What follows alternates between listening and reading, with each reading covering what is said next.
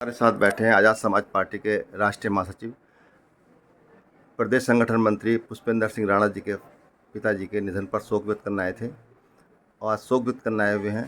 तो आज हमसे मुलाकात हुई उनकी, तो पूछते हैं उनसे उनकी कुछ पार्टी के बारे में कि पार्टी में 2027 को लेकर क्या तैयारी है। बहुत धन्यवाद सर हमसे बात करने के लिए, मिलने के लिए। 2027 के लेकर साहब क्या है, बड़ा पूरे देश में हंगामा, मतलब पूरे देश में चर्चा है आज़ाद समाज पार्टी की। देखिए, आज़ाद समाज पार्टी के राष्ट्रीय अध्यक्ष एडवोकेट चंद्रशेखर आज़ाद जी पूरे प्रदेश और पूरे देश में दिन रात बिना थके हुए, बिना रुके हुए, बिना डरे हुए उन पर हमला भी हुआ, लेकिन उन्होंने जनता की आवाज़ चाहे किसी वर्ग का हो, संसद में भी और सड़क पे भी। यदि आज देश में कुछ सबसे ज़्यादा नेता पॉपुलर है या सबसे ज़्यादा गरीबों की, कमज़ोरों की, किसानों की आवाज़ उठा रहे हैं तो भाई चंद्रशेखर आज़ाद है। और 2027 में एडवोकेट चंद्रशेखर आज़ाद जी के बिना उत्तर प्रदेश की सरकार नहीं बनेगी। यदि बनेगी तो एडवोकेट चंद्रशेखर आज़ाद जी के नेतृत्व में बनेगी या उनके सहयोग से बनेगी। अच्छा, पूरे देश में चंद्रशेखर आज़ाद एकमात्र ऐसे नेता हैं जो देश के किसी भी कोने में जाकर सफल जनसभा कर सकते हैं। कोई और ऐसा नेता नहीं जो इतनी बड़ी जनसभा कर सके। तो 2027 को जब आप प्रदेश की बात कर रहे हैं तो प्रदेश की भागीदारी बताई दी आपने कि कैसे रहेगा। तो इस पर उसकी कुछ रूपरेखा आपने बनाई है मिशन पे, अगर आप भागीदारी बनते हैं या आपकी सत्ता में आते हैं, कि मिशन के लिए क्या काम की जाएंगे, जो दबे कुछ लोग हैं शोषित हैं, जो आपका बेस वोट बैंक है। देखिए, सबसे पहले कोई भी यदि आप देखो महान कार्य यदि कोई हुआ है वो बिना संगठन के नहीं हुआ। हमारा सबसे ज़्यादा जोर राष्ट्रीय अध्यक्ष जी का और पार्टी के प्रत्येक कार्यकर्ता का, वो आज़ाद समाज पार्टी और भीम आर्मी को बूथ लेवल तक, गांव-गांव तक पहुंचाना है।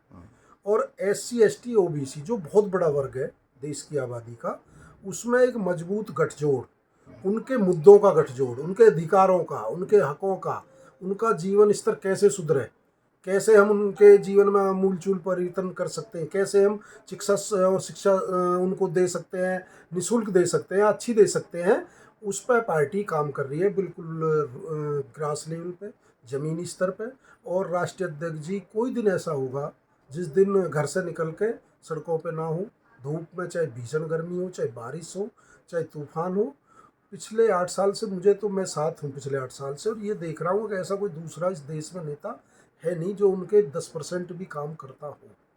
अच्छा, हमारे अमरोहा ज़िले में ही यहाँ अदर पार्टियों में बहुत मजबूत नेता हैं, गुर्जर समाज के भी, तो दूसरी पार्टियों में थे। आपने बड़ा मजबूती के साथ यहाँ पार्टी को खड़ा किया है और ऐसे लोगों को तोड़ कर लाए हैं आज़ाद समाज पार्टी में जो दूसरी पार्टी में बड़े ताकतवर लोग थे।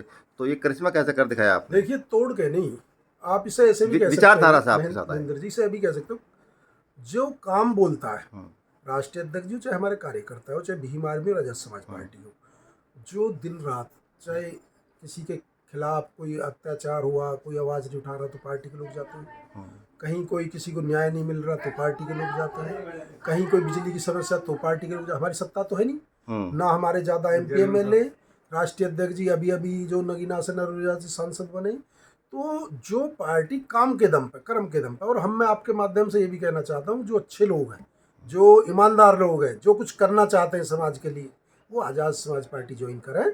ये धन्ना सेठों की पार्टी तो नहीं है, लेकिन ये देश के सबसे बड़े शोषित वंचित वर्ग की पार्टी है, और ये एक फैक्ट्री है। मैं तो पार्टी आज़ाद समाज पार्टी भीम आर्मी को नेता बनाने फैक्ट्री बोलता हूँ, कि जिन लोगों को धन बल की राजनीति खत्म करनी हो, जिनको भ्रष्टाचार खत्म करना हो, कि राजा के घर के राजा के पेट से राजा का बेटा नहीं बनेगा, रानी के पेट से नहीं बनेगा, जब वोट से बनेगा, तो ये धन बल की राजनीति को खत्म करने आज़ाद समाज पार्टी मैदान में आई है।